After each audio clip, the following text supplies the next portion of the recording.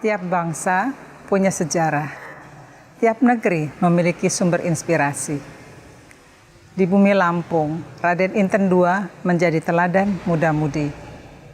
Dia tegar dan pemberani, perjuangannya mengharumkan namanya dari beratus-ratus tahun hingga kini. Seperti apa kisah hidupnya? Mari kita saksikan bersama dalam film ini.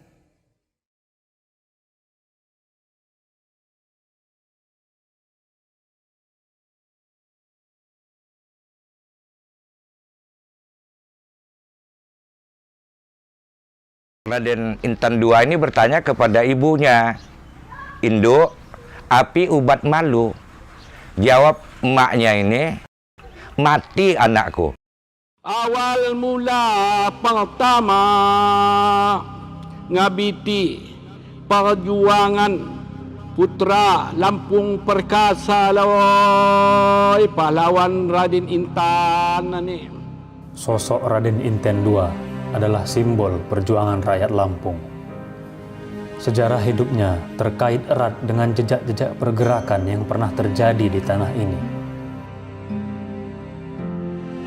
Semangatnya membela negeri membuat namanya ditancapkan di beberapa tempat, seperti Jalan Raden Inten, Stadion Raden Inten, UIN Raden Inten, dan Bandara Raden Inten berdiri megah sebagai landasan sejarah ulun Lampung. Raden Inten II lahir pada 1834 di Dataran Ratu, wilayah sekitar Panengahan, Kalianda hari ini. Jika dirunut ke atas, watak pejuang yang dimilikinya bernasabkan pada penyebar Islam Banten, Syarif Hidayatullah. Syarif Hidayatullah itu dari Cirebon, datang ke Lampung di Keratuan Pugung, kawin dengan seorang putri bernama Putri Sinar Alam. Putri Sinar Alam ini mempunyai anak dikenal dengan Minak Gejala Ratu. Kemudian nama aslinya adalah Muhammad Haji Saka. Dia dikenal dengan nama Ratu Darah Putih. Menurut cerita, pada waktu Minak Gejala Ratu ini pergi ke Cirebon, sampai di sana Syarif Hidayatullah ini mengatakan bahwa anaknya pernah datang. "Mungkin kamu ini bukan anak saya, tapi kalau memang betul-betul anak saya, kalau seandainya dahi kamu saya toreh warnanya putih, maka betullah anak kamu." Maka ditorehlah dengan padi, keluarlah darah putih menetes dari dahinya. Maka sejak itu dikenal dengan nama Ratu Darah Putih. Kemudian Ratu Darah Putih ini mempunyai anak Raden Imba I, yang gelarnya Khatu Batin Khatu. Nah, Raden Imba I mempunyai anak Raden Inten I dengan gelar Dalom Kesumaratu. Raden Inten I mempunyai anak Raden Imba II, gelarnya juga Khatu Batin Khatu. Nah, Khatu Batin Khatu ini mempunyai anak Raden Inten II. Itu urutannya kelima dari Ratu Darah Putih. Konteks kelahiran Raden Inten II dilatari oleh berbagai kecemasan dan masa-masa sulit. Ibunya, istri dari Raden Imba II, mengandung sang bayi tatkala suaminya diasingkan Belanda ke Pulau Timor pada 1834. Waktu masa kanak-kanak Raden Inten ini sering diperolokkan oleh kawan-kawannya, seorang anak yang tidak punya bapak. Maka nanti dia bertanya kepada ibunya ketika dia mulai menginjak agak remaja, dia bertanya tentang siapa bapaknya itu sendiri. Nah, maka dari cerita ibu ini nanti bahwa bapaknya itu adalah Raden Imba, keturunan daripada seorang raja pemegang pemerintahan yang ada pada waktu pada Keratuan Darah Putih yang ada di Lampung, dan dipenjarakan oleh Belanda, diekstermin oleh Belanda ke Timor di sana dan tidak kembali lagi. Itulah jadi ada bapak kamu. Itulah timbulnya filsafat di dalam kehidupannya diberikan oleh ibunya yang bahasa Lampungnya.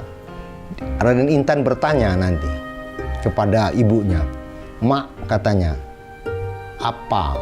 Kalau bahasa Lampungnya api. Api obat malu. Apa obat malu? Maka ibunya hanya bilang mati. Ini nanti salah satu yang menyemangati Raden Intan. Di masa sejak dia menginjak mulai berpikir bahas itu, dia akan melakukan perlawanan dan sangat tidak mendukung tentang ada pemerintahan Belanda pada waktu itu yang ada dalam menguasai Lampung. Pada 1850, saat ia berusia 16 tahun, Raden Inten II resmi diangkat sebagai Ratu Keratuan Pugung. Peristiwa naik tahtanya Raden Inten II ini didengar oleh Belanda, dan mereka memperhitungkan akan ada perlawanan baru sepeninggal Raden Imba II. Raden Inten II pun memimpin persiapan. Ia dibantu penasihat-penasihat seperti Haji Wahya yang berdarah Banten, Wak Emas berdarah Sulawesi, dan Singabranta dari kampung Raja Basa. Mereka penasehat, tapi langsung jadi sebagai hulu balang pimpinan perang juga. Mereka lebih tua. Rata-rata mereka yang ikut berjuang dengan dia lebih tua, yang seumur itu cincin. Seumur, sepupunya. Sistem pemerintahan Raden Inten II yang berpusat di Kuripan ini terbagi ke dalam 4 bandar, yakni Bandar Penengahan, Bandar Legon, Bandar Pesisir atau Ketibung, serta Bandar Raja Basa. Setiap bandar dikepalai oleh kepala bandar yang berpangkat pangeran dan merangkap sebagai hulu balang. Raden Inten II mempersiapkan benteng-benteng pertahanan serta membuat parit-parit yang terbukti sukar ditembus Belanda. Pada 1851, Belanda memulai serangan dan mengirim pasukan sekitar 400 orang di bawah pimpinan Kapten Hughes. Perlawanan demi perlawanan semakin hebat dan terus berlangsung hingga 1853. Pihak Belanda pun merasa kewalahan. Agar bisa menarik nafas sejenak, Kapten J. Kohler menawarkan perdamaian kepada Raden Inten II. Tak terpengaruh, perang pun kembali berkobar. Bala pasukan Raden Inten II kembali dapat memukul mundur pasukan Belanda di mana-mana. Kehebatan perlawanan ini juga ditulis Dr. Brusma dalam bukunya Lampung Sedistrikten. Sengitnya perlawanan Raden Inten II yang terjadi hingga pertengahan tahun 1856 ini membuat asisten Residen Kohler mendesak atasannya untuk segera mengirim bantuan besar demi menundukkan Raden Inten II. Bala bantuan pun datang dan dikomandoi Kolonel Wilson. Pendaratan dimulai pada 10 Agustus 1856 di daerah Pulau Sikepal, sekitar Teluk Tanjung Tua. Akibatnya, pasukan Belanda perlahan-lahan maju dan mampu merebut benteng-benteng pertahanan di kaki Gunung Raja Basa. Mereka mencapai puncak Gunung Raja Basa yang merupakan basis pasukan Raden Inten II.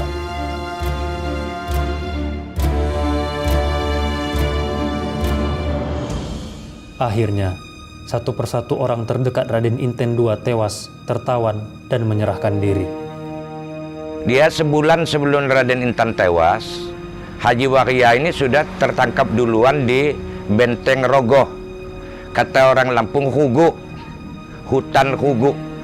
Nah, di sekitar kalau sekarang Tridharma Yoga. Tertangkap di sana, dia dipenggal. Tapi dipenggalnya itu setelah ini dulu dia minta sholat dulu menurut cerita. Setelah sholat baru dipenggal. Kalau Wak Maas dengan Singabrata, walaupun saya baca di buku Belanda nggak ada ceritanya apa hilang di mana atau meninggal di mana atau sakit atau lari, nggak jelas. Dalam situasi internal yang sudah melemah, terjadilah peristiwa pengkhianatan yang terkenal itu. Yang bisa dipengaruhi ini namanya Raden Ngerapat. Raden Ngerapat ini sebenarnya paman, adik dari ibu Raden Intan. Ini yang bisa dipengaruhi. Kalau Raden Intan bisa tertangkap, dia akan diberi pulau. Itu dasarnya. Dia sampai hati keponakannya sendiri supaya tertangkap. Kemudian nasinya itu, berasnya itu ditanak dengan air tuba, diracun. Jadi nasinya aja sudah beracun. Perjuangan keras Raden Inten II ini semestinya menjadi pelajaran berharga ulun Lampung. Dalam usia semuda itu, ia mampu berdiri tegak di hadapan penjajah yang ingin mencaplok kedaulatan Lampung. Walaupun perjuangan itu cukup singkat, hanya 5 tahun, tapi militan. Seorang yang masih muda, yang begitu dengan gigih, tanpa pamrih, dan tidak mau mengharapkan apa-apa, dan pada akhirnya dia juga meninggal dalam masa muda.